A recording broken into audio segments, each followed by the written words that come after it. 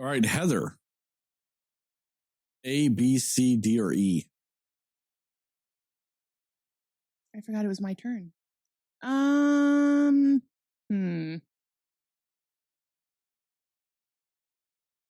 Man.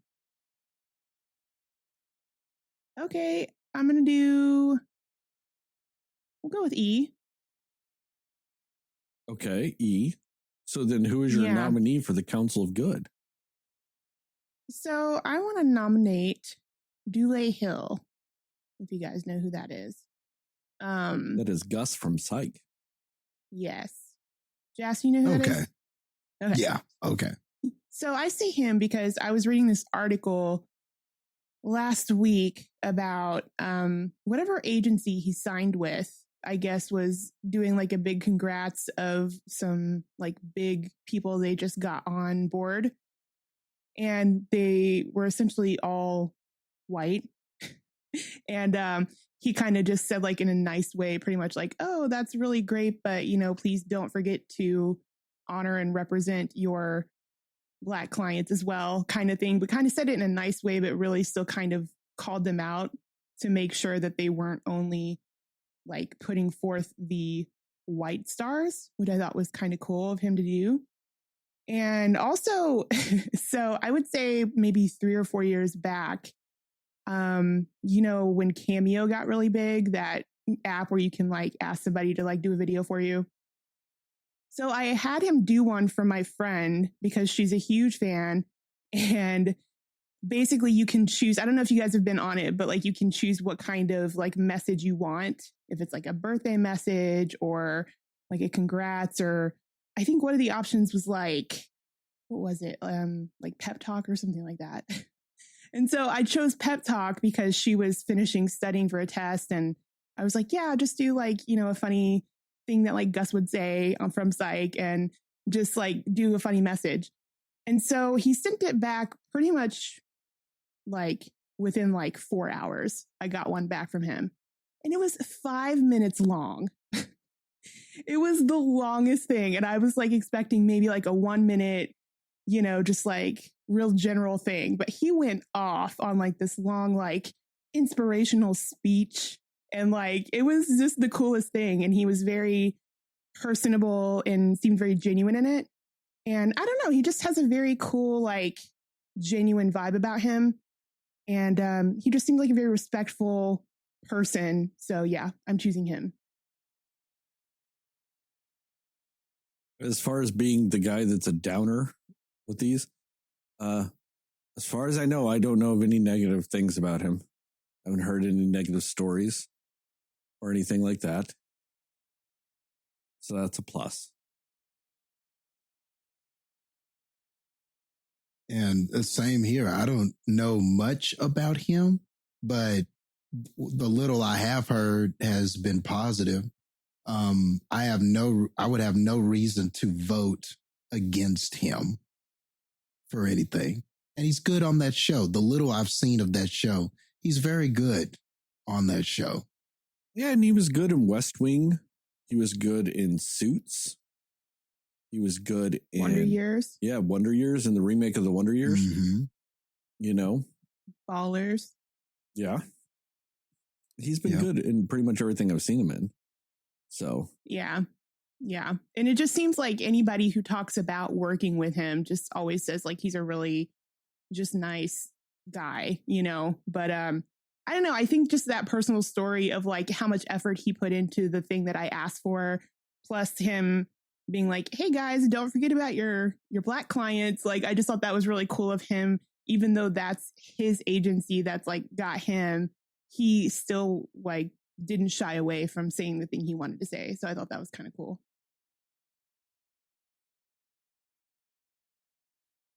No, I'll do it. Yeah, we can put that up for a vote. All right, Jastin, what's your vote? I am for it. Heather? Yeah, definitely. I'll third it. Let's do it. He's in there. Yay. We really should keep track of this list, though. Yeah. I think I did actually start writing them down. Well, I think. If not, I will now. In a future episode, I'm going to touch bases with you to figure out who the fuck is actually still in this council? Because I don't even know. So we just need to keep. Apparently, I did not, but. Well, way to go. You got my hopes up. I think I had the thought to do it and I just never did, but I will. Yeah, because those are the same thing. I think about doing lots of things. You know, I think about trying to be more financially responsible all the time. You know what? I'm not financially responsible. And apparently you don't get credit for thinking about it. Best laid plans. I know. My bank account does not get bigger because I think about being financially responsible. So just throwing that out there. Man, I wish it did. I know, right? Wish it did. If just the sheer amount of times I thought about saving money, oh my God, I'd have so much. And then I don't, because I never actually do the whole saving money thing. Just spend it. Like, I don't know if like anybody out there is like me. You ever sometimes get like towards like the day before your next paycheck and you actually have some money still in your bank account? So you're just like, fuck it. What can I blow the remainder of this money on real quick? Because I get paid tomorrow. I do it all the time. I have been there before. I'll do it and I'll be like, oh, I'm just going to go eat somewhere like by myself and just get a stupid amount of food and tip the waitress all fat because fuck it, I get paid tomorrow. You know, when I could easily just eat something I have at home and put that money in my savings account, which is just desperately trying to keep its name of a savings account. So, oh man. I mean, but you don't want to be on the other end of that either, where you just never spend money and then you just don't enjoy your life. So, got to balance it. Yeah, but God, I got to put something aside. Jeez. Anyway, you know what didn't break the bank, but is still high quality? This song.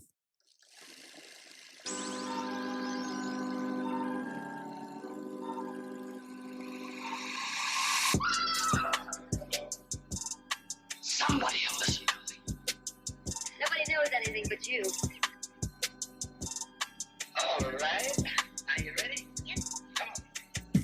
Cinema Slayers. Hey, Cinefans, and welcome back to another episode of the Cinema Slayers podcast. I'm Sterling, and as always, I'm joined by Heather and Jastin. And tonight we will be talking about what we liked, didn't like, and everything in between with the new A24 movie, Bodies. We will go spoiler-free and then into recommendations and scores, followed up by a spoiler-free section. It's not how I typically say it, and I realized that halfway through saying it. Into a more spoiler-centric section is what I should have said, because it's a tongue twister. And I said spoiler. I don't even remember what the fuck I said anymore. I don't know. Anyway, we go to a spoiler-centric section with time codes in the description to allow you to jump around if you so require. And that applies to both the podcast and the YouTube. So you can do whatever. With all that, Heather, what are your spoiler-free thoughts about Bodies? Well,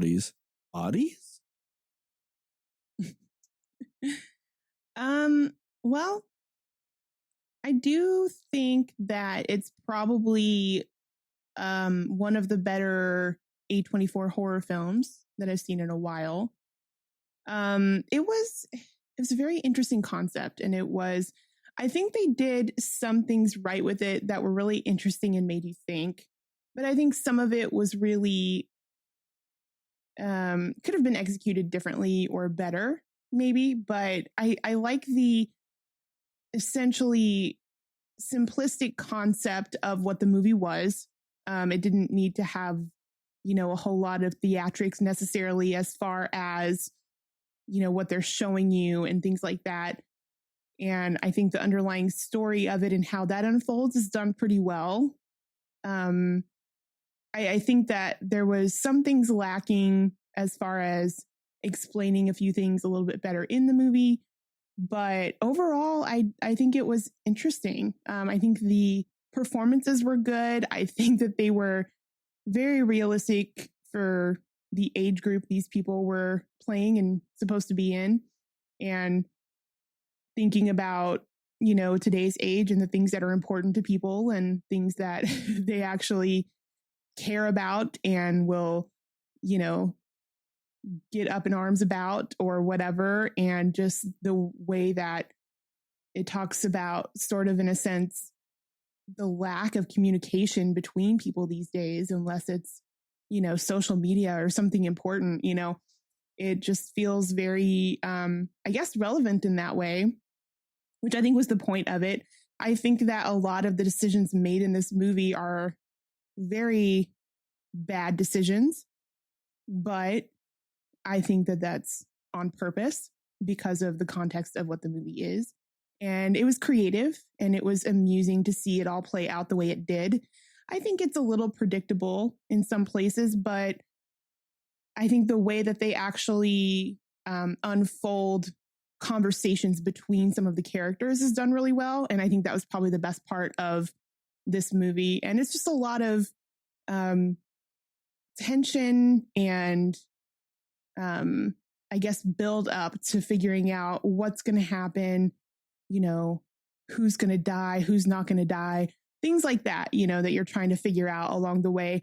It's more that suspense of wanting to know what's going to happen. And it's just like very suspenseful all the way through because it's a very dark movie.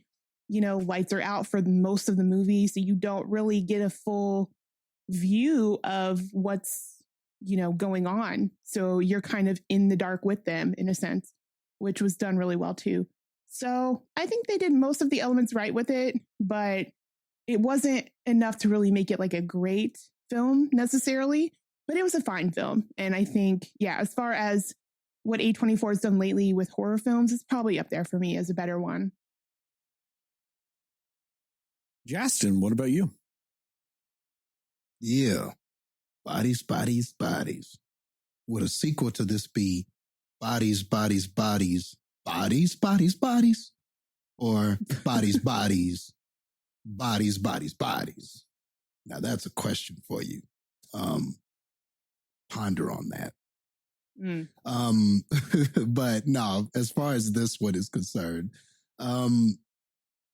it was interesting. Probably one of the more enjoyable whodunit movies that I've probably seen, maybe since what? Knives Out? Like if Knives Out is like peak whodunit, this is definitely not in the stratosphere of that, but probably a couple of tiers down, you'll find something like this. This was, to me, enjoyable enough, respectable enough as like a little horror whodunit. Well, I don't know if the characters or the lines or the writing is memorable enough to be rewatchable. This really, I guess coming out of this, it really felt like one of those movies where the most enjoyment you will probably get out of it is the first time you watch it. That's honestly what it felt like to me. This is kind of one where I don't see too many reasons to revisit it. But for the first time and the first experience, you not knowing how the story's going to wind up and where the characters are going and who's the murderer, who did what, this, that, and the other. As the plot's going along and you're trying to answer all those questions and stuff like that, I did find most of it intriguing. I thought it did a pretty good job of building tension between the characters and different things like that. And, overall, I thought the story was decent enough. By the time you get to the end and have the resolution and everything, I found it amusing. Who knows if that was supposed to be what you were supposed to find it, or but I think that was about what they were going for. It was kind of ironic and amusing in a way. So I think overall, it did what it needed to do. This is a very inexpensive movie. Everything takes place in one venue. It's young and vibrant because that's what the cast is. This really feels like just one of those where this is kind of meant to do exactly what I said. Like, you go one time, it's a nice, fun little popcorn hour and a half, probably forgettable good time. And that's it. And maybe that's enough. Maybe that's fine. So, I think that's the best I can say about it. Like, it's just it was just a little entertaining movie. The acting was good enough to where, even though I didn't know much about these characters, which is probably a knock against it, there wasn't enough you didn't know enough about them to overly care about them. But I think that the acting and the way it was done and sort of the situational horror that they're put in and the entire whodunit situation was compelling enough to where I followed it through to the end. And I agree, Heather. I think that there were some decisions that probably could have been better.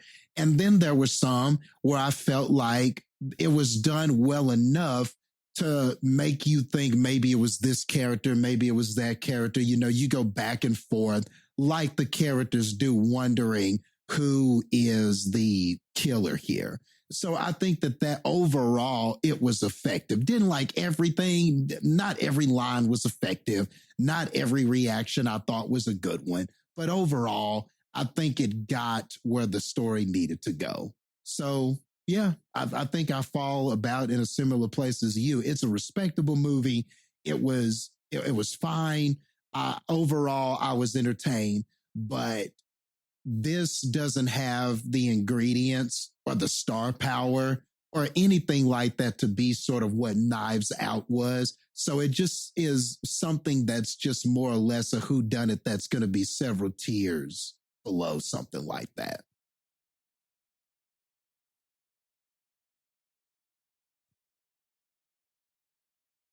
Yeah, this movie is like a one-watch wonder. I'm never going to watch it again. But it was, that's fair. It was a fine enough time. I mean, it could have made worse decisions than it did. I think that's a slight credit to the movie. It could have made worse choices. It made okay choices. To me, the saddest thing about this movie is somehow it was better than One Night in Soho. And it shouldn't have been. Wasn't that the name of that movie? That Edgar Wright, wasn't it One Night in Soho? Yeah. Something like that. Yeah. Mm-hmm. This movie shouldn't have been better than that. This movie has no right to be better than that. This movie made the right decision at the end. One Night in Soho did not. And, I'll give it credit for that. I mean, I want to comment on the acting performances. I don't know. I don't know if they were good or bad. They were there. They acted. People acted. So I'll give them that. Some lines were said. Some cameras were rolling. Some things were lit. Some things were not lit. I'll give the cinematographer credit for this. For as dark as this movie is, visually speaking, it's not so dark you completely get lost. A lot of movies that end up with a very dark tonality to them, visually speaking, sometimes just get kind of blah. You kind of get a little lost in it because you can't always see what's going on. They did a good enough job of, even with low light, giving you enough ambient light and, some stuff like that to make it visually still work. And I'll give it credit for that. And I mean, maybe it's a generational thing, because these characters are of a younger generation. But fuck, they made some dumb choices. But then at the same time, I mean, not to say the generation below us is dumb or anything like that. It's just younger people will always have a different reaction than older people.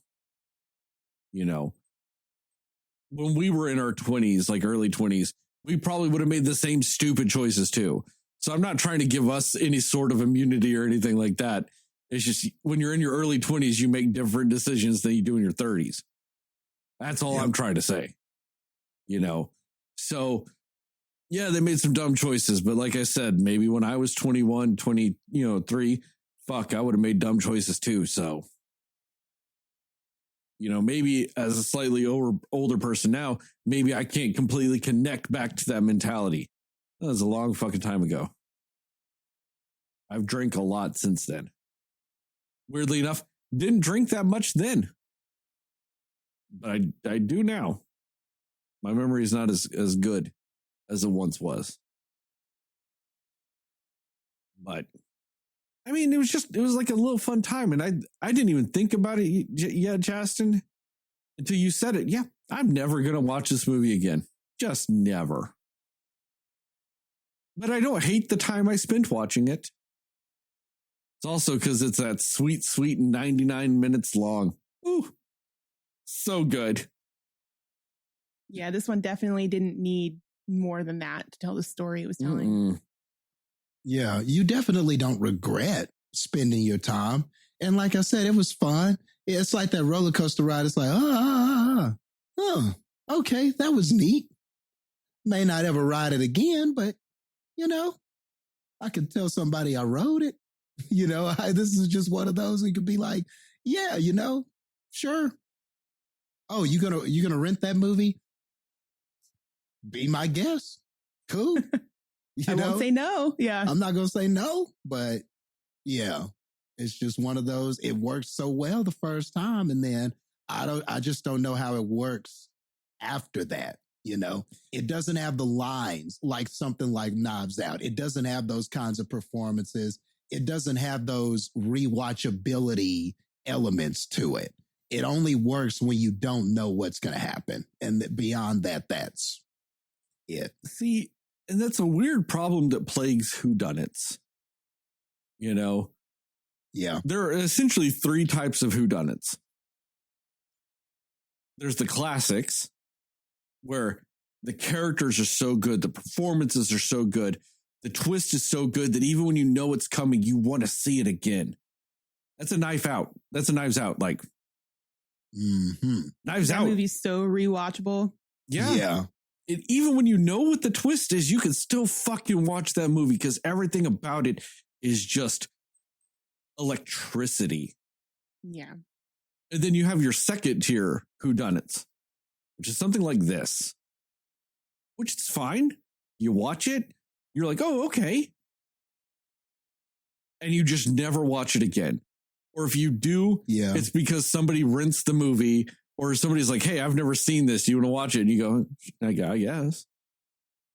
You know, but that's it. You're just like, that's the only time you rewatch it. You're not going, oh my God, I need to watch this movie again. You'll just reluctantly rewatch it if somebody else has not seen it before and you happen to be stuck in the scenario. And see, I'm a fan of, like, I enjoy, like, when I'm watching something with somebody that they haven't seen it before, but I have. I enjoy watching their reactions to things like that. So this is one of those that would be an interesting, fun watching other people who haven't seen it and their reaction to it. You're right. I think that's the only time I would say, yeah, I'll rewatch it, you know, but for myself, I don't really need that. But I enjoy sometimes like seeing and hearing about other people's reactions to movies like this. I get that.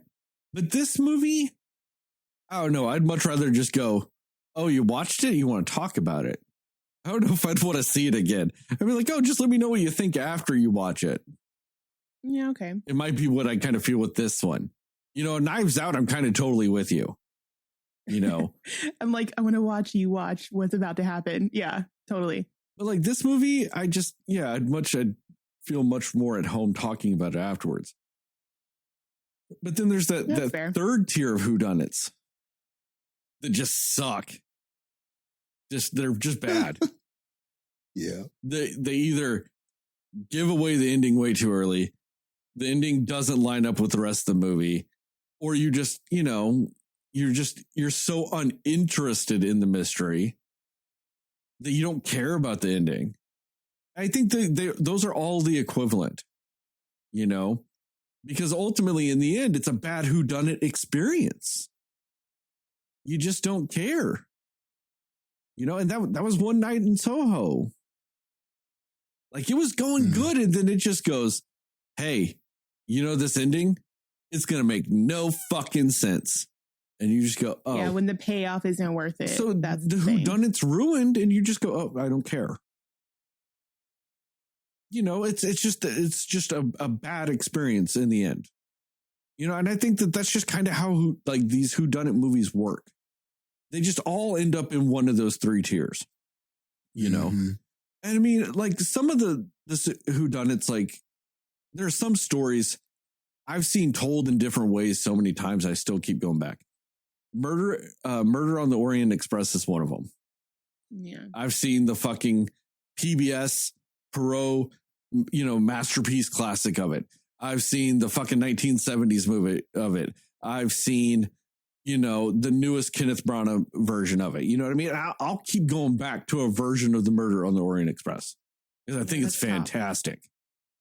Death on the Nile, on the other hand, to me, it's like that middle tier.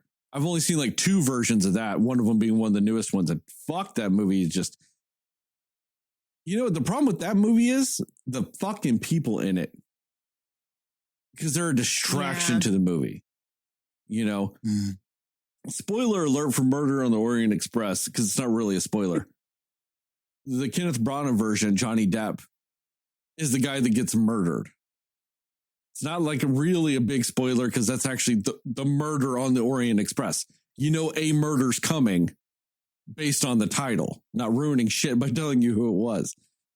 It's kind of, has to happen because that's the investigation.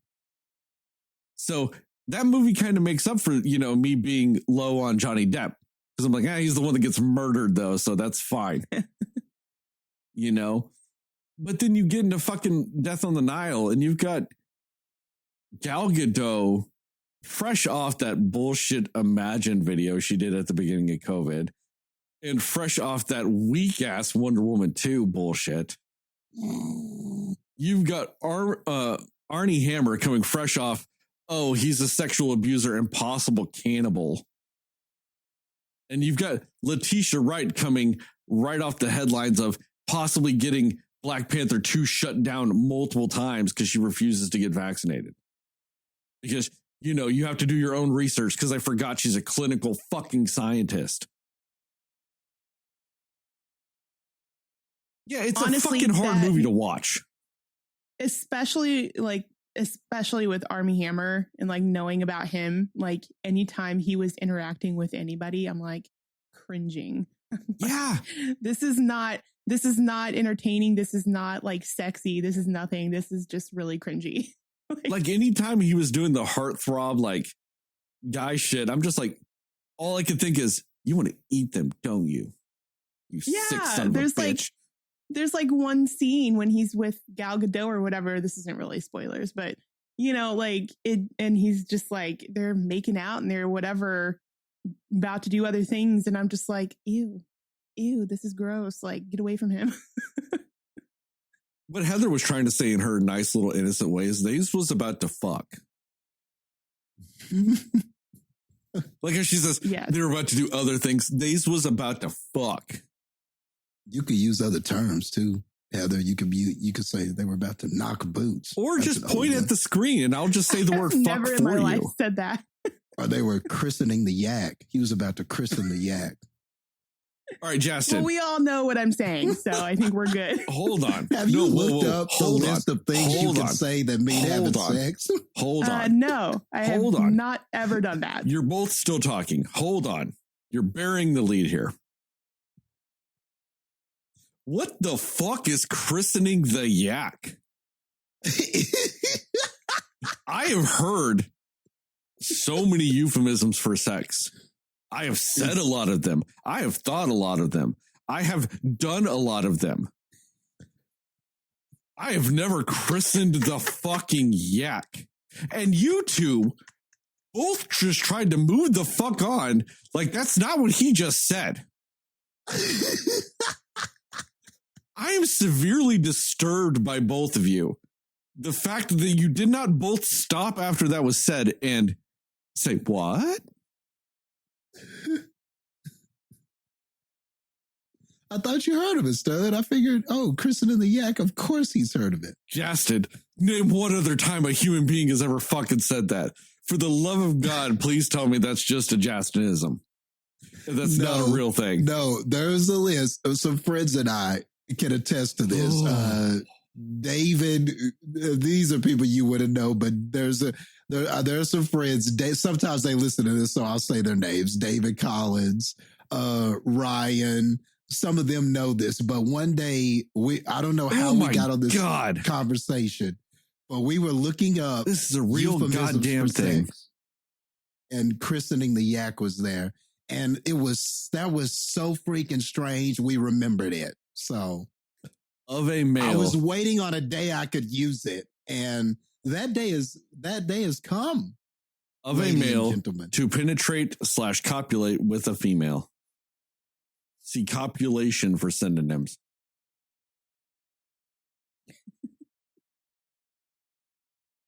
I mean, I was still stuck on Jastin telling me that I should have said knocking boots as if like that would naturally come out of my mouth.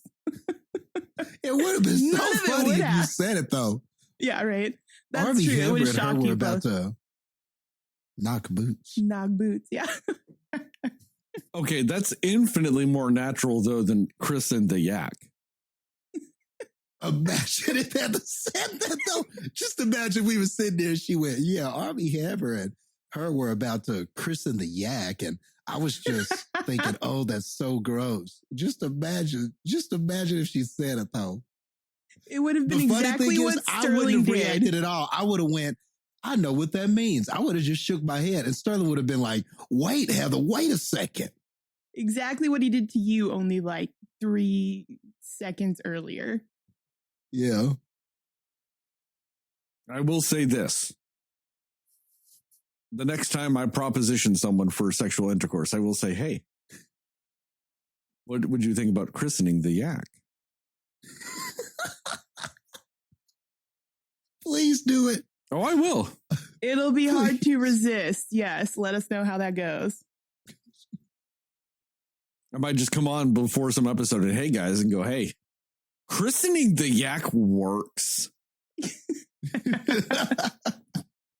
I said it and then I did it. So we'll see. I'll keep all the Cinefans out there posted about whether or not christening the yak works. I'm still very disappointed that both of you blew the fuck past it though. And I tried to stop you. I tried to get us back to what was important. And you just kept trying to go on. I threw it out there hoping to get a reaction. But she kept going, so I just kept going too. I'm glad I got one out of you. There was just a lot to unpack there. And I'm just so innocent of mind. Like maybe it was a common term that I just didn't know, so I just moved past it. You're like, there's a lot to unpack. And to you, the weirdest one was knocking boots? This man said perform a christening ceremony on a beast of burden. Actually, you should probably word it that way next time you proposition somebody. You have to work your way up to that. You can't just throw that out there. No, it floored all of us. We were like, how in the world is christening the yak a term for that? How did that even happen? And we just couldn't believe it. So, but hey, it's memorable.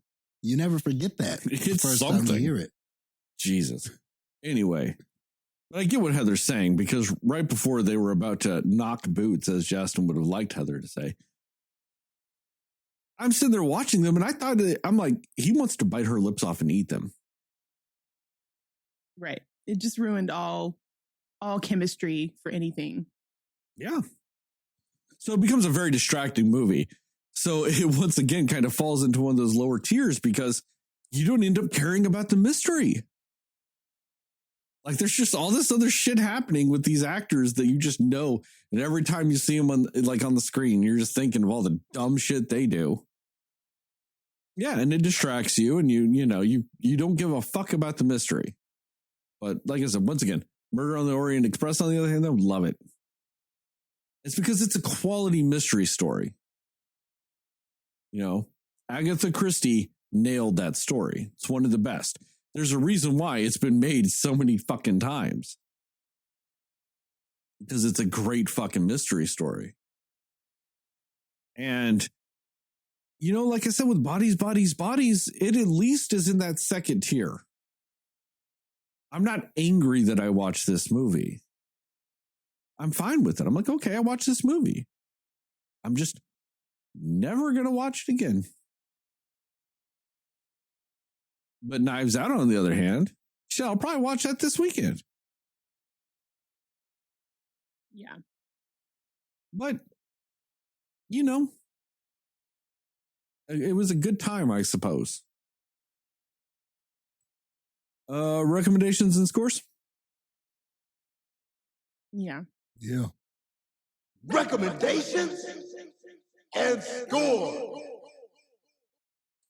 Jastin, go. Yeah, I think it was good enough on the first time to recommend it, honestly. I think it was pretty fun. I think if you go and watch this, it'll be fun. And it's one of those where, kind of like what you guys were saying, I agree with Heather in that this probably would be fun to watch with somebody who doesn't know what's going to happen after you've seen it. So so there's probably some rewatchability in that way. But to me, ultimately, this mostly feels like what you were saying, Sterling. It's a conversation piece. To me, this is like when that person at work comes in and goes, hey, I saw Bodies. And you're like, oh, you did? That was crazy, huh? What happened? Yeah, it was. And then they walk to their office or cubicle or whatever, and that might be about how the conversation goes. I just don't imagine you talking long about it. This is just kind of one where you're like, oh, you saw it? Yeah, man, I was, and then it's over. And, there are a lot of movies like that. There are a lot of movies where that is the extent of the conversation you're going to have about them. It is enjoyable enough to, to have for that first time to be like, all right, cool. And I don't know. I think that you'd be doing, you could do worse than this if you spent money and saw it and, you went with a couple of people, had a good time watching it, laughed at some of the characters. Ha ha, look what they said, this, that, and the other. I could see people going to this one time and being like, all right, that was kind of fun. What do you want to do now? That's kind of what this is. So I think it was good enough to where I can recommend it. It's not bad enough to not recommend it. So with that being said, we'll go with, I'll give it a straight 70. We'll go with 70, 70 very, ironic and question answering TikTok videos out of 100. Heather, what about you? Yeah, I think it's a passable movie. Yeah, I agree with the whole, it's not one to rewatch over and over, but it's, it's a fine watch for the time that you do watch it. I think it's interesting, all the different types of movies that we are comparing this one to, though. Like Jastin mentioned, what was the one you mentioned? Knives Out. Knives Out. Knives Out. And then there was another one that you mentioned that was similar to it, but it's interesting because I don't know, it's almost on that psychological thriller aspect that A24 does with their like horror movies. It has that element to it. And I think and not really to compare it to this movie, but I would say, like, for example, like you have your Get Out, right? Where it's so smartly done to where like every move, every single thing that they do is thought out so meticulously. That's what makes that movie so memorable. That didn't have a lot of big name people in it either. You know, it didn't have a lot of star power behind it at the time, you know, but just how well that story was told and how hauntingly beautiful everything unfolds with that. That's what makes it such a great and memorable psychological thriller horror film. You know, with this one, it doesn't quite have that. It doesn't quite have that brilliant genius, everything has a purpose type of thing about it. And that's fine, because with a movie like this, you don't really need that for it to be enjoyable. Because like we've all said, you know, it's still it's a decent movie. But that's sort of what sets apart, you know, like a Get Out or a movie like that from this type of movie. And I will say, you know, again, as far as the A24 horror films go, I'm probably forgetting a few, but I would say probably the only one I would say I do like more than this one that I can think of is Hereditary. I know, Sterling, I won't get you started on it, but for me, Hereditary was better than this, but I like this better than Midsummer. I liked this better than Men. I'm sure there's another A24. I like this better than In Fabric. I think it's better than all those. I like Hereditary better, but it's also because those performances, like in that movie, I think were so memorable. There were some scenes in that I just will never, ever forget. And that's for me why that's a better film for me. I know we could go all day about that, Sterling. I know, but that's just preference for me. But otherwise, yeah, like as far as their horror films go, this is probably up there as one of the better ones. And I'm not saying that means it's excellent, but it's better in a lot of, it's one of those, I would definitely watch this one again before most of the other ones, if that makes sense. Even though I still wouldn't really watch this one again, probably. But again, like if somebody was like, yeah, I'm going to put on Midsummer, I'm going to be like, you know what? You let me know when that's over and I'll come back. I'm not going to sit through that movie again. You know what I mean? Like if somebody's like, you know, I'm going to watch Men, I'm like, I'm going to peace out about 30 minutes before it ends and then I'll be back. This one, I'll be like, sure, I'll sit through the whole thing again. It's fine. You know, but yeah, and you're right, Sterling, like the performances aren't like stand out, but I just think for what they were trying to do with this movie, I think that they perfectly fit the types of characters they were supposed to be playing. I think they just did a really good job with that. Like they were just so believable as those idiotic young adults that just were very self-involved. And that is exactly what they were supposed to be. And they pulled it off.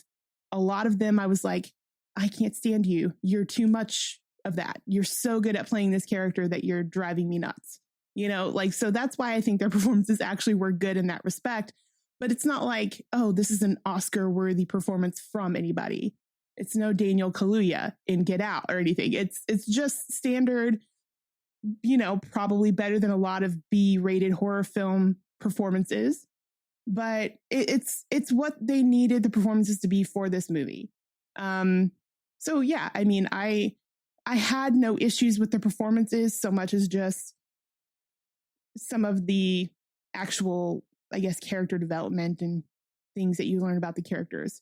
But it's fine. Yeah, it's decent. I would never say it's a great movie. I would probably not even say, oh, that's a good movie. I would just say, yeah, that's a decent movie. That's a fine movie. That's about it, probably as good as I could say. But in that regard, it is passable. It's a passable movie. I think it's a passing grade. So I'm with Jastin on this one. I'm going to give it just a straight up 70.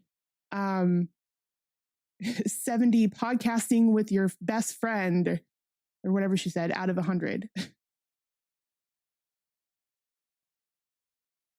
Fuck Hereditary. I said it. I know you've said it many a time.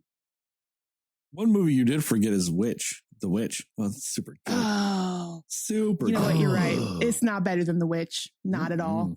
Show ain't. So this Witch is kind of good. sitting in the middle then of the A24 horror films. But I mean, if The Witch and Hereditary for me, if those are the only two that I see better than it, it's still fine. It's still fine, place to be sitting at. Oh, Hereditary sucks so hard.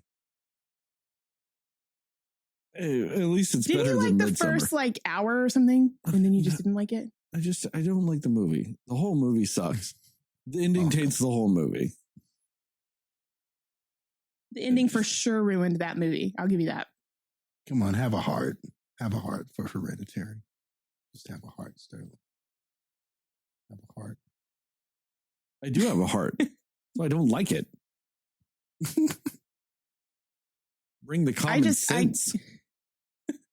I just think that Alex Wolff and Fuck Alex Wolff. Toni Collette were probably Fuck Toni Collette.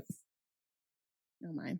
They were too good in that movie to not have that be memorable. Too good in that movie means they wouldn't have been in it. Oh, whatever. You said that you thought he was good in that movie too. You said you thought Alex Wolff was good in that movie. I said in the end it didn't fucking matter. Also true. Because the movie sucks. I'm just saying. Anyways, Damn. moving on. Time has not softened me about that movie. It really hasn't. No. Man. And it never will. I opened a wound. I'm very sorry about that. You guys are like, I love Hereditary. And you're like, The Visit's all right. What the fuck is wrong with you two? Anyway, back to bodies. Yeah, it's all right. Watch it if you want. Don't watch it if you want. If you do watch it, you'll realize what we're saying. You'll never watch it again. Because there's just no point in it. But it's fine. You know? I don't know. I'll give it 69 college hurricane fuck parties out of 100. Spoilers? 69. Yeah, I had to go for that. It fits this movie, okay? Yeah. With all the christening yak talk, it fits. Yeah. All right, spoilers? Yeah. Yeah. Spoilers. I'll give this movie credit. At a certain point, I realized this movie had one of two ways to go. It's either they're all accidentally killing each other because of essentially a misunderstanding, or they were going to pull some killer out of their ass. And they didn't go the dumb route of pulling a killer out of their ass. Because at a certain point in this movie, you realize, and for me, it happened, decently early on, but you realize that there's no one person that could just be killing these people that's of their group.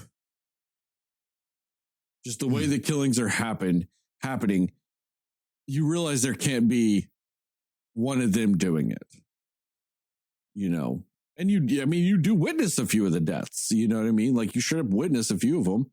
So like who killed who and whatnot. You what's happening for the most part. And, I'm glad they didn't go that route if it's just some random, the guy they kept thinking it was who left the party the night before, or, because none of that really makes sense for what the movie was doing. And I think a lesser movie would have gone that route. But this movie didn't. There was essentially a misunderstanding that I don't necessarily like that they got to that reveal that way. I liked the reveal itself.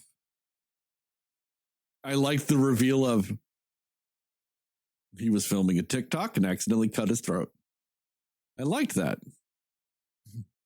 What I didn't like is it made no damn sense for them to find that phone and go, oh, we need to unlock it right now in the middle of this fight. That made no sense. I didn't understand that either. That's a weird fucking choice. So it was like a really weird decision to get to the end. You know? But like I said, I liked that twist because then you realize, no, they were just all murdering each other accidentally or sometimes intentionally because a dumbass cut his throat trying to open up a champagne bottle. Actually, I really enjoyed that twist. I thought that was actually kind of cool.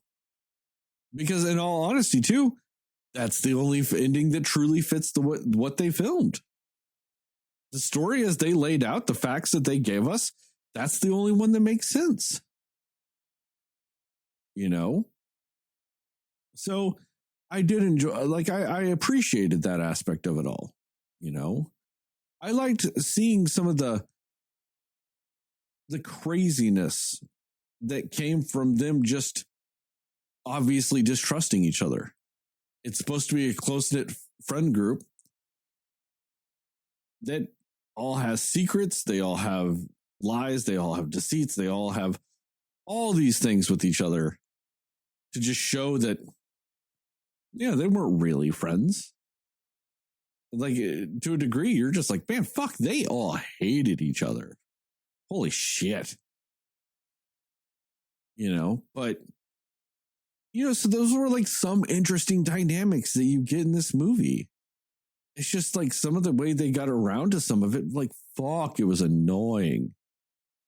You know, like I said, like, the whole ending part of this movie, though, like, that leads up right to the twist, none of that made sense to me. When she's like holding the gun on her and she's like, let me see your phone. And she's like, okay. And then just throws it. Like, why did that girl need to go get her phone at that point? There's only one thing that means. Yes, if you look at my text messages, you'll find out I fucked that other chick. That's the only thing that means. Why are you fighting to get to the phone at that point? Yeah. That literally only means you don't do that because you don't have text messages proving you cheated. I mean, that's just not what you do if you have, you know, don't have incriminating evidence on your phone. So why have that fight? And then, like I said, why in the middle of that fight do they go, that's not my phone? And then she just goes, oh, let me go unlock Pete Davidson's phone real quick. Why? It wasn't because they needed service. She still had her cell phone on her. So, like, it wasn't even a service thing. Like, oh, maybe his phone will work in the scenario. Had nothing to do with that. So, like, none of that made sense. So, why did we film that? And it was like, it's because they had a cool ending. They just didn't know how to fucking get to it. That's what it boiled down to. They didn't quite know how to get to reveal, oh, it's a TikTok. You know what I mean? Like, fuck. You know, and then so many of these situations and stuff, like, honestly, why didn't they, like, I know that they killed Ronan the Accuser in that little gym. Why didn't they stay in that gym? It had emergency lighting in it. It had few entry and exit points. Yep. If you actually think if somebody's like trying to come kill you guys, you all have weapons and it's got limited entry and exit points. That is the easiest place to defend it. And like I said, it had emergency lighting in it. So like, fuck, you stay in that room. You know? Yeah, that's a good point. And like just some of the ways they handled some of the things. Like the twist for, I guess you would call her the main character B. When she's like, oh, I didn't actually graduate from school and I got fired from my job. But I did it because my mom has borderline personality disorder. Okay. That was just a weird concept to throw at us. Like, of all the secrets that these characters were having, that was one of the weirdest ones to throw in the middle of this movie. You know? Yeah, that didn't seem to really have any direct effect with anything else. Other than, like, it gave them a reason to kick her out for a little bit. Just to come back and then go, oh, her mom has borderline personality disorder. Maybe she does too. Which, once again, is a weird thing to throw in a movie that tried to have positive images of dealing with mental health, but then throws that out there. So that was kind of weird. I think the one thing I appreciated the most during all this was, like, they were like, well, how do you know, like, or how well do you know that guy when they're talking to, what's her name, Alice, about the Lee Pace character? And she was like, he's a Libra moon. That's all I needed to know. Because I know several people of that generation that feel that way. Yeah. Oh, freaking Alice, man. And I never know what any of that shit means. All I know is anytime I've ever read a horoscope or a description of my astrological sign, I never really fit it. But then people I know that are, like, really into that shit that just happen to know my birthday anyway are just like, oh, no, you're so that. Like, you're the only fucking person ever that said that. And I kind of feel like you worked your way backwards to it. Like, you knew my sign and then know me. So, of course, I fit it because, you know, no one that really believes in that shit's ever going to say, nope, it's all wrong for you. What I believe in is completely wrong to you. So, but no, I just know some people like that. So that was kind of funny. Nice little thing. I did think it's funny that, like, a couple episodes after we did Smash or Pass and Heather distinctly asked me about Lee Pace, I didn't even realize that there was that motherfucker in this movie until, like, the credits. I'm like, oh, fuck, that was Ronan the Accuser. Again. Like, I got thrown off by him again. So, apparently he does look different every time. Apparently I just have no idea who Lee Pace is. Unless he's covered in blue paint. Right. He was pretty creepy in this movie, though. Like, he just had a creepy vibe about him. I don't know. Yeah, there's just something weird about a guy that's obviously in his 40s dating somebody that's obviously in their early 20s. Right. Yeah. Oh, man. Yeah, it's weird. I say that, like, that guy's probably, like, 2 years younger than I am. I'm like, yeah, he's obviously in his 40s. But they just made it, like, they really made him look older, you know? Even, like, the scraggly, like, long hair and, like, the scraggly full-grown beard situation. Like, well, you know what watch the language here. What? You're just sitting there saying things like scraggly, full-grown beard. You're going to say shit like that to me? No, I'm saying that is what makes him look significantly older than the 20-year-olds. I'm just saying, watch your language. Throwing out words like that. I have no issues with them. I'm just saying they made him look older with that. Anyway. I mean, there was some funny things with his character, too, with the whole stuff. And they were like, you said he was a vet. And she was like, yeah, veterinarian. It was kind of it's a little chuckle.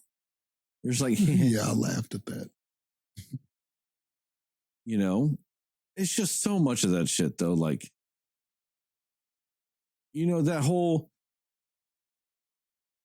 spurned lover, Jordan, Sophie angle that they had going on for most of the movie was kind of dumb. It just felt really unnecessary. And I mean, I felt like that just with a lot of the relationships and a lot of the drama they had with it. Yeah, it was meant to, like, you know, they meant that was supposed to be the whole thing of like, oh, this is why they don't trust each other and blah, blah, blah. It just kind of felt like they were just constantly throwing out interpersonal drama as a way to fill the movie. Like in between death scenes was just nonstop drama revelations. And it's like, but it was like that constant cycle of like drama revelations, death, drama revelations, death, drama revelations, death, just constantly throughout the whole movie. There's like never a scene where that wasn't like the main motivating factor that kept the movie going forward. And that's kind of why it's very easy to disconnect from these characters. It's very easy to just not give a fuck when one of them dies. Because all it is a bunch of dramatic bullshit. And I don't even mean like, a dramatic movie. No, it's teenage drama type of bullshit.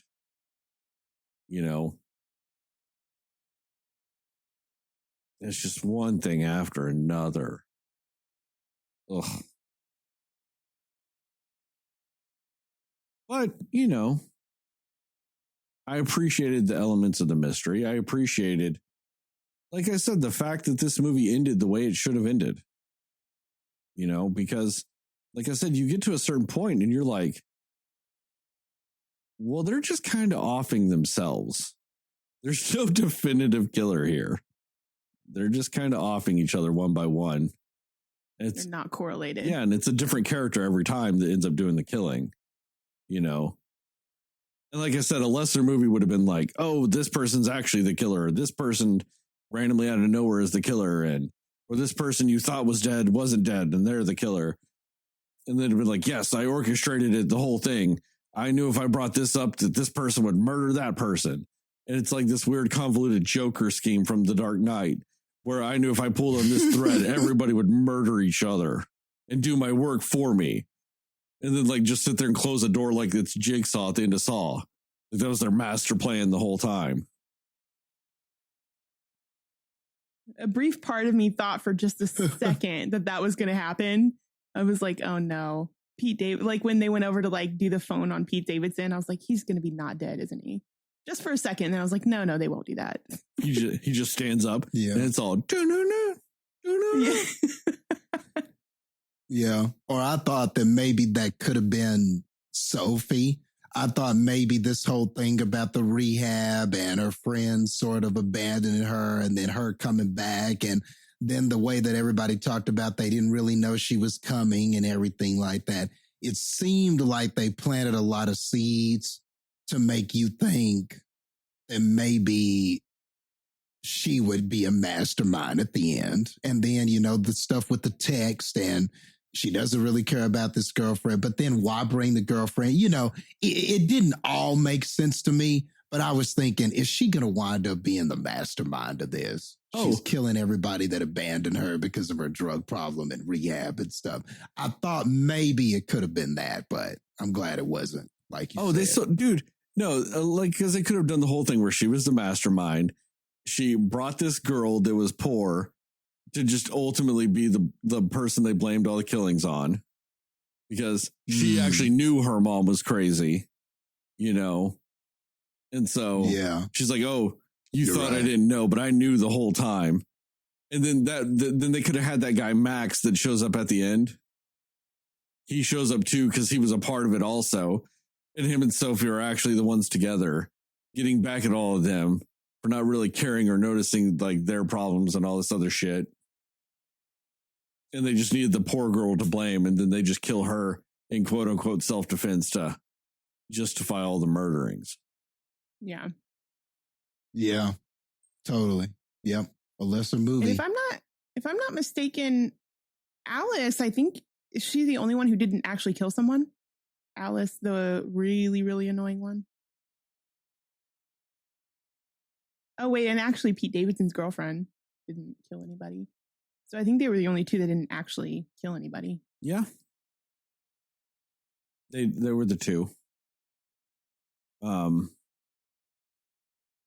Yeah, because Pete Davidson's cuts himself. Lee Pace. Oh, he didn't kill anybody though. Well, he killed himself. So Lee Pace? No, Lee Pace didn't. But he was the first one to die after Pete Davidson. So he was the first person. Right. You know, he was killed by B. And then Pete Davidson's girlfriend was killed by Sophie because, I don't know, she gave her whatever drug that made her fall down the stairs. And the next death was Alice, which I guess theoretically she could have shot herself. It never actually says who killed her. It's like a team effort on that one. Yeah, because they're all fighting for the gun. Yeah. Big skirmish. Jordan is killed. Ooh. Possible. Well, Jordan's killed by B because she throws her over the banister. I thought Sophie pushed her. No, it was Jordan. Because they were fighting directly over the gun and threw her over the banister. And then, that was the last death. Man, the one that was the most like innocent as far as morally is the one who killed the most people.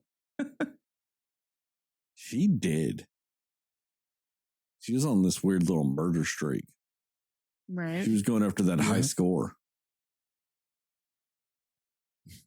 True. Yeah, I mean, it was just in the end, I was just like, okay, that happened. Like I said, I didn't hate the end. Kind of hate how they got to it. I didn't hate it. Because like I said, the end, they did the one thing I'll give this movie credit for is unlike a lot of whodunits, they really went for the ending that fit the movie. You know? Because some movies try so hard to surprise you with their ending that the movie doesn't actually spell it out or determine it or anything. Like, it's just out of left field bullshit. Yeah, I'm looking at you, Edgar, right? With Last Night in Soho. Oh, we're going to do this whole movie, but this woman sees ghosts. And it turns out she's not seeing a ghost. Fuck you. What does it like? Anyway, like I said, that was fine. But like, I think kind of like Jastin said, like, I want to say more, but I don't really think there is more to say. Because you're just kind of like, oh yeah, did you like that? Yeah, that was kind of cool. And you're like, yeah, you go to your cubicle. It's kind of face value, the movie. Yeah. Yeah. So, I don't know. Mm-hmm. Yeah. I mean, I think that it definitely, I had a feeling that somehow Pete Davidson had just accidentally killed himself. I just had a feeling that was going to be like something they found out at some point. And I had a feeling that B was going to survive. I thought she was going to be the only one to survive, but I did think she was going to survive. Those are the two things for me that I felt like were a bit predictable in some ways. How Pete Davidson died was definitely not something I expected, but you know what I mean? But it was an interesting, I agree. I think that was kind of like a funny or amusing, in a sense, like thing to find out, like after everybody's just torn each other apart, literally and figuratively, you know, and then it's just like, oh, nobody killed him. Okay, never mind. Sorry about all of that. You know, it was just like so ironic, but it was fitting. It was very fitting with what this movie was. Where there's just all this under the surface things that everybody has against everybody else in this friend group. And it just all comes to the surface because nobody actually trusts anybody. And it just made sense that it was just all going to boil when they were under pressure, you know, in this really dire situation. There was just it was inevitable that this was just going to end up being them pitted against each other at any given moment. I do think it was I didn't really think it was smart of them that after they found Pete Davidson dead, and, you know, they had that period of time when they were just like, oh, where's Greg, you know, and whatever. I was like, I actually feel like that's like, I get that they were going with, we don't trust him because we don't know him. But I think my first thing, especially if someone just died, is like, I want everybody here together for security purposes where we're all protecting each other kind of thing. So I think my first thing would have been going to him and being like, hey, we need your help out here. Especially if at that point they thought that he was a military vet. Like, he's the first person I would have gone to be like, hey, why don't you come help protect us? Because somebody just killed our friend. And they were just so hesitant to do it. And then they also thought that they could all just take on this military vet like on their own too. Like, I'm just like, what are you guys doing? I just think that that was a bad call. Like, they should have, I don't know, especially the one that was his girlfriend, supposedly, should have been like, hey, let me go get my boyfriend. Like, he's going to be able to help us. Like, why was that not her first reaction? Or her first reaction to be like, hey, is he okay? Because even when I think Jordan asked her, like, hey, where's Greg? She's like, he's sleeping. No, don't disturb him. He's sleeping. And I'm like, why is that your reaction after what just happened? I'd be like, wake up, come down here. I want to make sure you're okay. But I also would like for you to help us. Like, it was just a very weird reaction for her to be like, he's sleeping. It's fine. Like, that was just very weird. It was a very weird response to that. But I do I think something I do like that they did with this movie is they really kind of, as much as we don't really get full pieces of any character, we kind of just see little things revealed through their conversations with each other. You really do kind of feel like you're dropped into this group, like as if you already know them. Or even maybe from B's perspective, where she's like, you're just kind of seeing exactly what they're seeing. Like, the only thing you know about these people is what's being said to each other in this movie. And I think that was kind of a cool thing to do, because you're really just kind of dropped in the center of this chaotic, dramatic friend group and what they're going through. And so I just think, based on what this movie was, like, the truth of who everybody thought everybody else was is through the eyes of each other in this movie. And I think that it was kind of cool that we're just sort of dropped into that. We're sort of dropped into them having these conversations with each other. And that's really, you're just going off of what everyone's saying to each other. And that's all you have to go off of. And I think that was kind of a cool way to do it, because then you're also guessing at, like, okay, so who did this? Who would be the one to do this? You know, who's out to get who? Even if you think it's multiple people, you're like, okay, so who would kill who here? Because everybody seems to hate each other for different reasons. So it was kind of an interesting and cool thing that they did with that, because that kind of helps keep the mystery going a little bit, that you don't know anything about these characters outside of the conversations they have with each other in this house. So yeah, I thought that was kind of a cool thing. Jastin? Yeah, what everybody's saying, I haven't heard anything that I really have an objection to.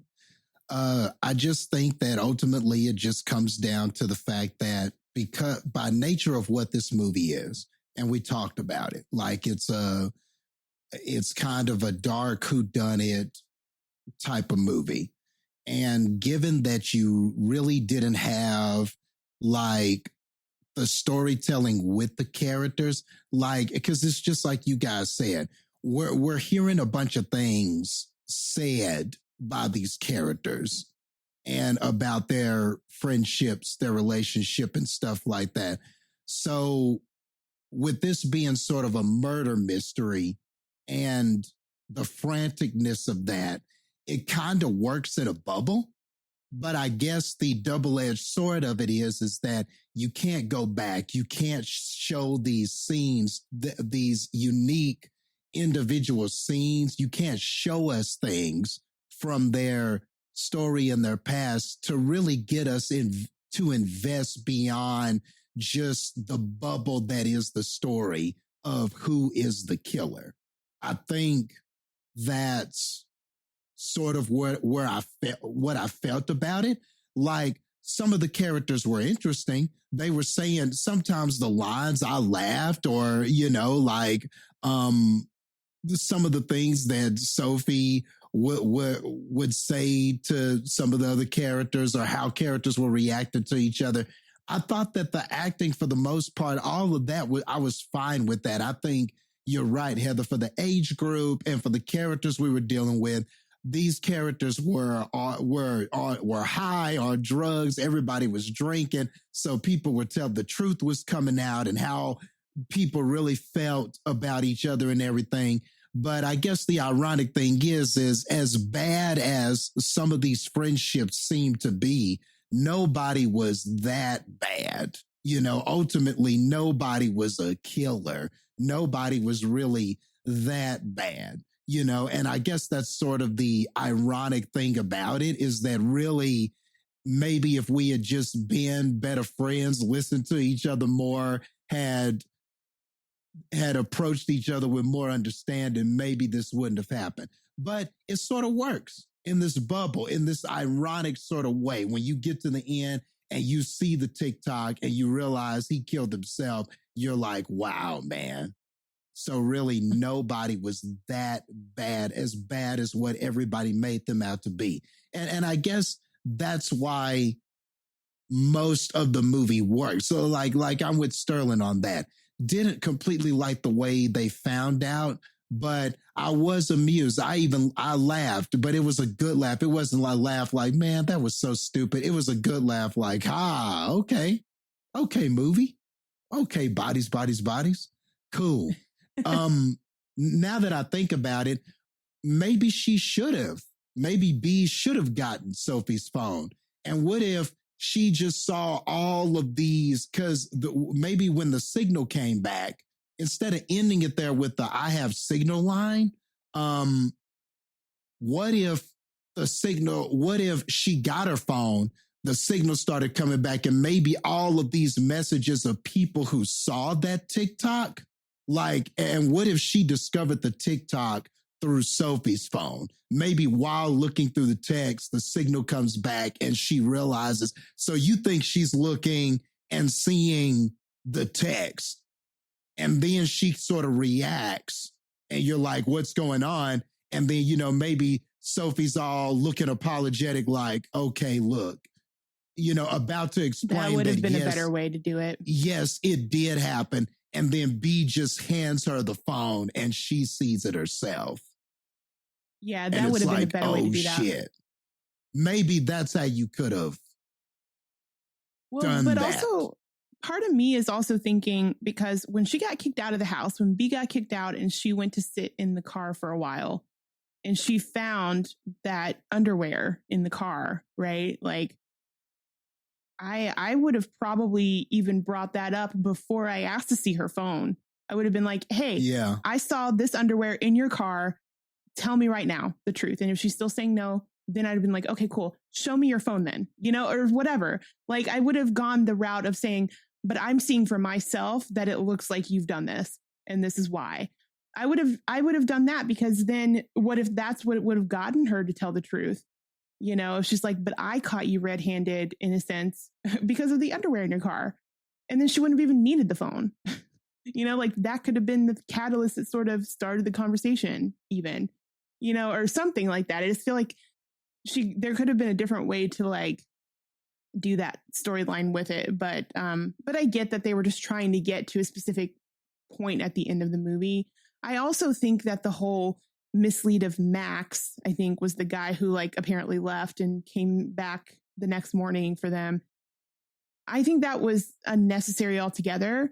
Like, I just think that the story probably would have been almost exactly the same if he wasn't even a factor in the whole thing, you know, because even at the end, it's not like he needed to be there to rescue them, because by the time he came, B had cell service again. So it's not like they actually needed him to be there for any part of this, except for just to add to the drama of he was in love with Pete's girlfriend. Like, that was the only real thing that added to it, which wasn't even needed because they had a tense and weird relationship without that. So it wasn't even needed necessarily for this movie. So I thought it was a weird thing to have in it. But I think it's just because they wanted people to think, oh, it's going to be Max. Max said he left, but he didn't. And that's probably what they were trying to do with that. But I just think he wasn't even really a needed character at all. But I will say that there are like, I did enjoy the dialogue going on between them when right before Alice gets shot, when they're all like fighting over the gun. I enjoyed that whole conversation they were having about, you know, like Alice saying, you know, Jordan, you're not poor.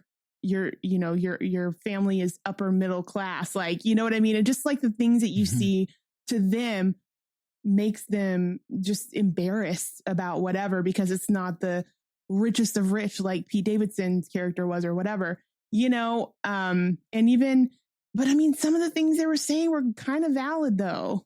Like even with, Jordan being like, why did you just abandon us? Why did you just leave us? And she's like, because you trigger me. You guys trigger me and it makes me not a good person to be around you. And even saying like, you guys are no better because, you see me in recovery and you guys are all around me still trying to, like, you're still doing all these drugs and all these things around me, knowing that I'm in recovery. Like, how does that make you a better friend than me? Like, I think they made some really valid points in these arguments they were saying. So I just really kind of enjoyed that, because for some of the really shallow and unnecessary things that they cared about and were arguing about and hated each other over, some of it made sense as to why, and so I just kind of really enjoyed that conversation between them, because it was kind of getting down to some actual reasons why they kind of hated each other that were like made sense more than the other like non-important things, And sometimes in those conversations, you got some funny lines and stuff like that. Like whenever Sophie was talking, it was like, oh, so the black girl does the drugs and stuff like that, has a drug problem, and everybody's got a problem with it, but the white people can do it and it's okay. And then when Alice was like, I'm an ally and I do understand how this could be problematic, she was funny sometimes with her. She was so annoying, but she was the most dead on young adults, how they would act in these situations that I can think of. Like just using the terms and trying to be understanding, but really not understanding anything. Libra moon. That's all I needed to know. Yeah. She was insane. Yeah. Yeah. How long have you known him? She was like, long. Like 2 weeks. And then there was just a pause. And she didn't even know really how long it is. She said 3 weeks or something. And I just started laughing. That character made me laugh a couple of times. And she was so wishy-washy, which is also so true of like young adult girls trying to fit in, when she's like mad about something and she's like, oh, she did do that. You're right. Mm-hmm. Yep. You did do that. Like just really trying to like go with the person she thinks is going to be the winner of the argument and be on their side with it. And she was brilliant in how she played that character, but man, was she annoying. Yeah. She's just that friend. And every now and then that friend is at a friendship circle, just that friend that's kind of go along with everybody, like tries to understand everybody, tries to not have a position, but act as if she's on everybody's side. There's just, that's sort of what she reminded me of. But off of her, I agree with what you were saying as far as I do think that some of the conversations, honestly, that's really the only thing, like Sterling said, that was really those were the only bridges we had between events and deaths, because those conversations is pretty much your glue that pieces all of these deaths as they happen together. So you needed that drama for people to blame people, for somebody to talk about potential suspects. You didn't have a detective in this, like in Knives Out, who's explaining the suspects and all this kind of stuff.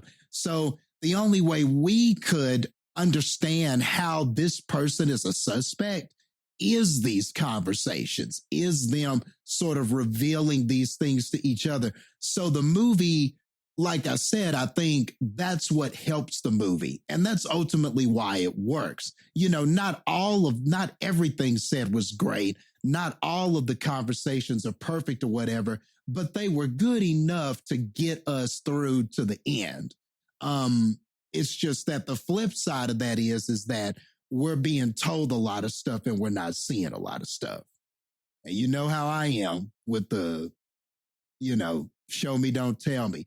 But by nature of what this is, it kind of had to go that way. Maybe if you saw too much, you wouldn't suspect Sophie or Dee or any of them. So that's why I feel like in a bubble it works, because us not seeing any of that and just hearing these things makes us wonder who the killer is. So it kind of works for this, but because of that, it can't elevate to a certain point. It can't elevate to that top tier like Knives Out did, because Knives Out did it all. It showed you the suspects. It developed characters. It showed you what you needed to know about these characters. And it was a good whodunit murder. This could only do so much given the small premise that it had. But a good concept, especially if you're trying to be cheap and you're trying to film something like this in one location and you're trying to fill that runtime, I think overall it did what it needed to do. You know what I mean? As far as keeping your prices down and having somewhat of a cohesive story to the end. Yeah. I do disagree with you, Heather, for a little bit, though, with the character of Max. I think that type of character is kind of essential to a movie like this, especially with the whole isolated nature of them being closed off in the house. Is you have to have throughout the movie that air of possibility that it's someone not in the house or not one of the characters you know. A lot of movies also achieve this by having a character come into the movie halfway through. Like that it's that X factor character. And you need that air of things just because you want your characters in the movie, maybe not your audience, but you want your characters in the movie to also have that fear of something else that they don't know. Or the wild card nature of another character showing up halfway through the movie. Okay, that's fair. It's just that X factor character. Like what is this now changing? And by having a character that they know that you haven't seen yet, but is possibly out there, but also possibly not, just kind of gives motivations to your characters. Kind of look at something like Knives Out. The Chris Evans character shows up halfway through the movie. Kind of throws a wrench into the movie. Mm-hmm. It's that type of character. It can work in two ways. Like I said, they can come in halfway through the movie, or it's the mysterious unknown other person. Like I said, it just kind of helps with motivations of your characters. Like I said, it might not do as much for the audience, but you use it for your characters in the movie. Okay. Because if your characters in the movie are like, it's definitely one of us, it can't possibly be anyone else, they've got no reason to work together at that point. Yeah, that's fair to say. That's more of a version of it specifically for this movie. If there's the idea that it could be someone else, they've got a reason to somewhat still work together. Otherwise, it's like, fuck everybody. Let's all go lock ourselves in a room and we'll just see what's up in the morning. That type of scenario. Like you just, everybody gets away from everybody. And you've got no interaction unless you're like then following the killer throughout the movie. So that just gives them a reason to not, you know what I mean? To have that part of it. Like I said, the Knives Out, it's that character that comes in, you kind of feel like you're like feeling out the characters and all these other things. And all of a sudden there's a new character. And you're like, well, what's their motivations? But then you're also going through some of what the characters in the movie are. Because, Chris Evans' family was like, well, why is he here? What's his motivations? Kind of like what you were doing with it, with the same character. So it's just that X factor character that a lot of whodunit murder mysteries have in some way, shape, or form.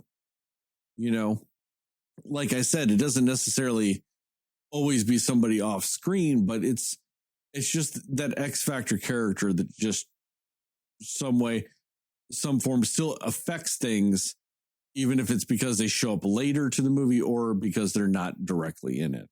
And that's the purpose of the Max character. I'm just glad that it was ultimately a nothing thing, because That's fair too. Yeah. he wasn't anything in the movie. He was just, it was the specter of him being there that affected them more than him actually being there, which is good, because a lesser movie would have had him be a part of it. And I guess that also kind of sets up why they don't have a car to leave otherwise. So I guess that is true. Yeah, that does kind of fit a little bit better than, but yeah, it felt like he just kind of showed up there at the end. But yeah, it's just kind of, I guess, the looming idea of him. Yeah. And then on top of all that too, like,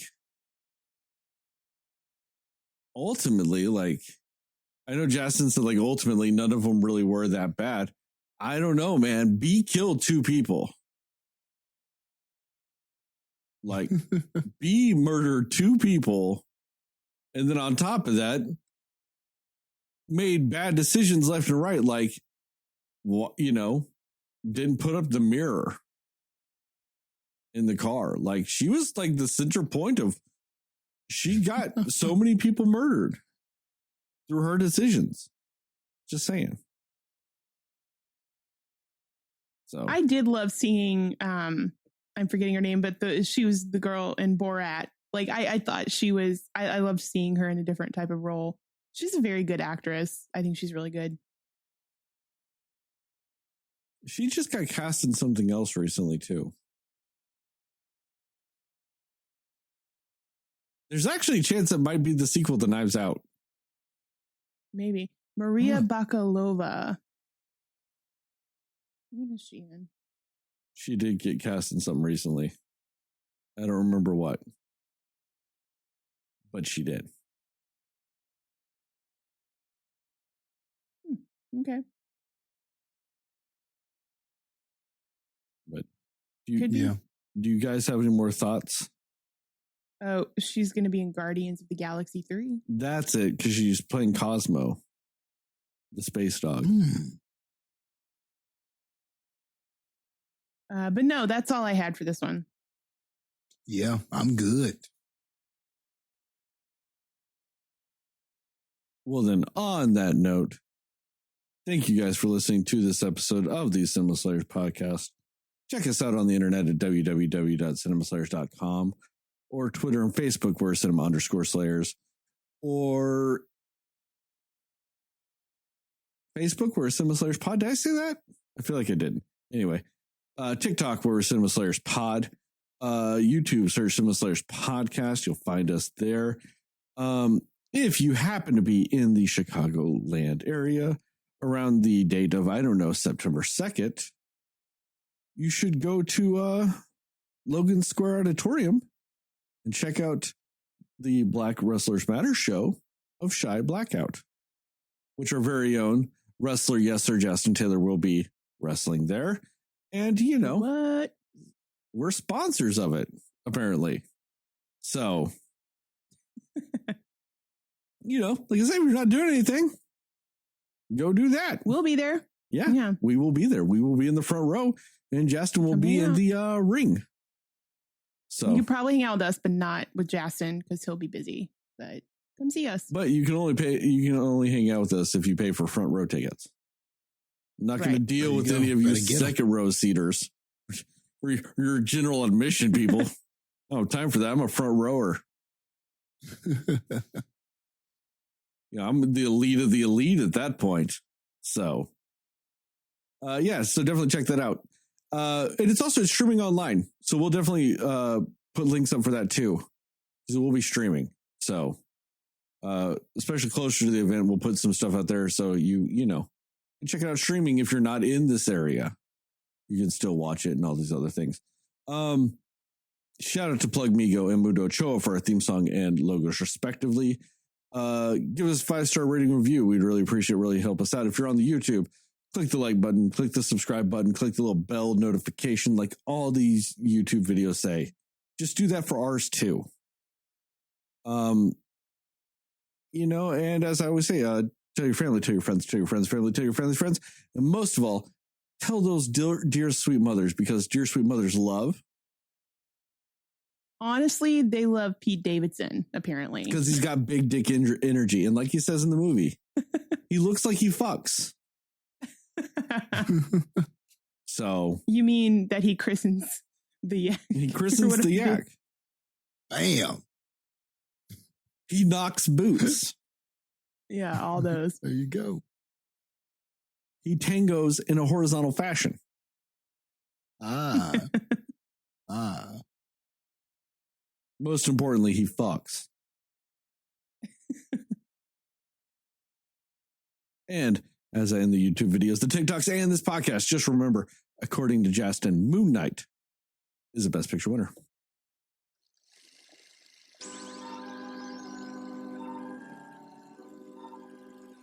Also, the start of that Bodies game where they were slapping the hell out of each other. I don't know, man. That's how you start fights. Right. I've never seen a game start like play that. Game. Cinema Slay. I would be sitting out so fast during that game. They were slapping each other kind of hard and then going boom. Ow.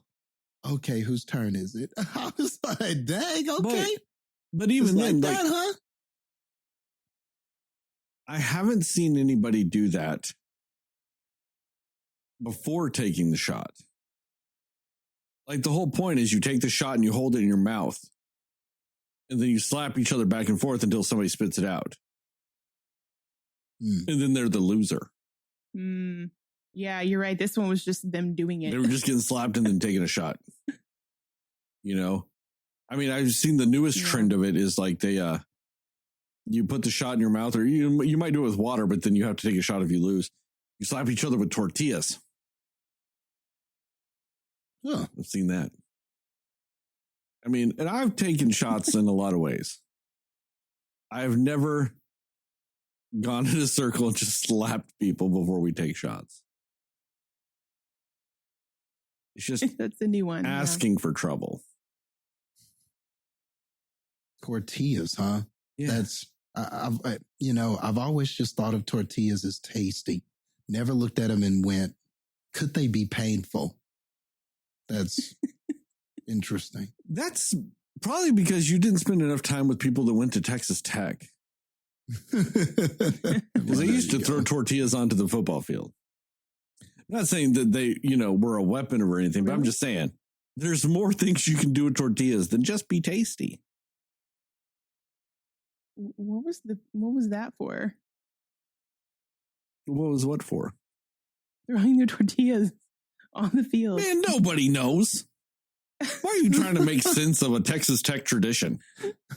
It's just so random. They used to rip up fucking bleachers every time they scored touchdowns, which back in the day of the air raid offense sometimes meant a lot of bleachers. Yeah, so they would just tear up their own shit because they were, doing okay at a football game. Yeah.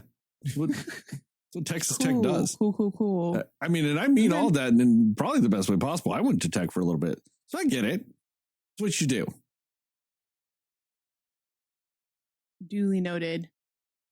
I guess my private college never did that, so I'm like, what? Man, coming out here with the elitism.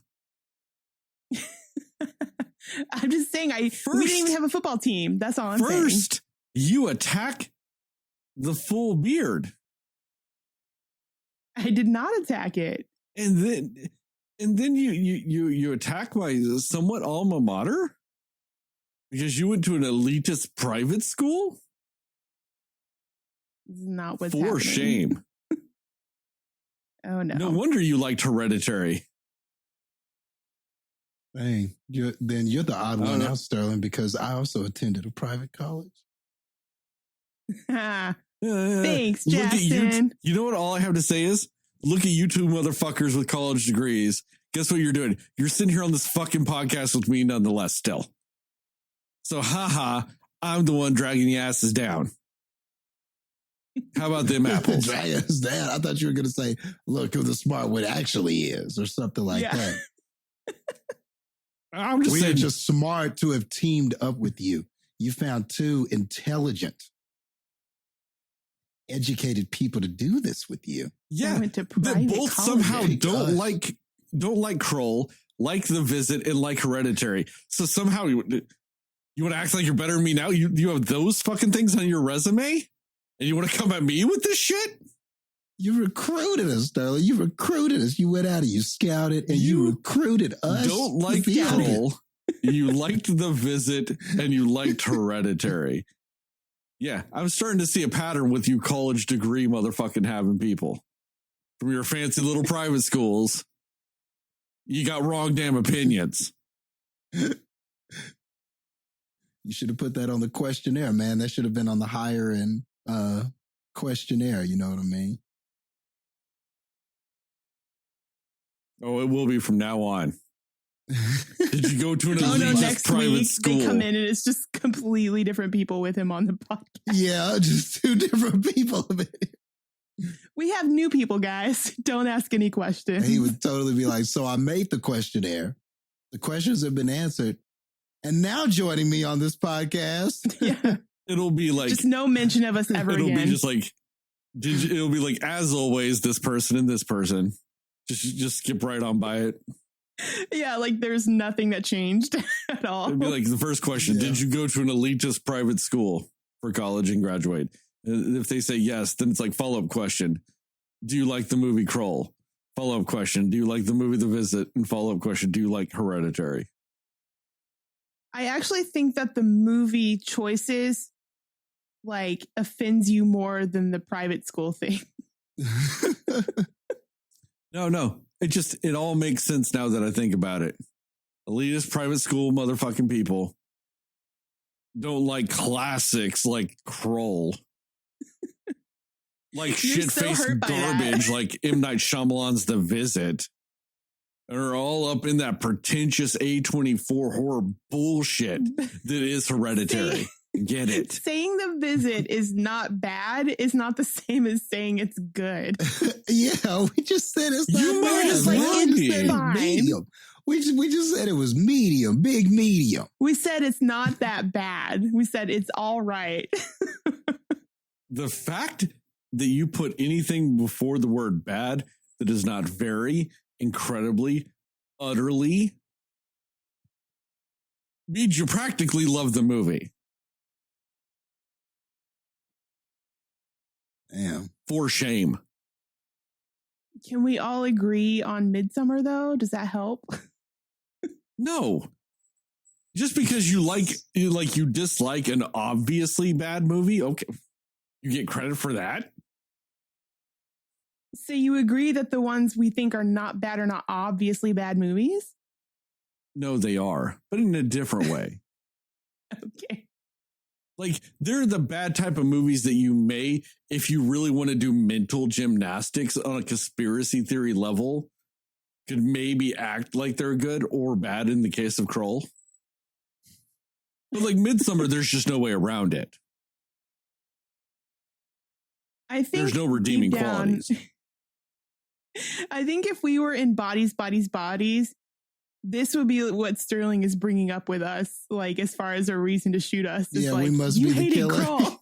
Yeah, we must be You're shot. obviously the murderer because you hate Kroll. Yeah. Yeah. That's what I'd be sitting there doing. Okay, what are your thoughts on Kroll? And if they said I hadn't seen it, I would go, I'm suspicious. But if they're like, I fucking I hated think it, you I murdered just shoot them everyone. because that's self-defense. Right. And if they said they liked Hereditary, even more suspicious for you. It's all the same. Liking Hereditary, apparently just thinking The Visit isn't that bad. Yeah. Not liking Shot. Kroll, all the So same. You heard him. You're being shot. So you like Hereditary? Shot. You thought the visit was decent? Shot. You did not like Kroll? Probably Done. 2 or 3 shots. That's probably an overkill. Yeah, right. Yes, in a hurricane murder party, yes. That's the outcome. I'll stand behind it. Because I'm a man of conviction, a man of the people that didn't go to elitist private schools like you. Oh. I'm of the people. You guys are the Rotten Tomatoes. I am the audience score. All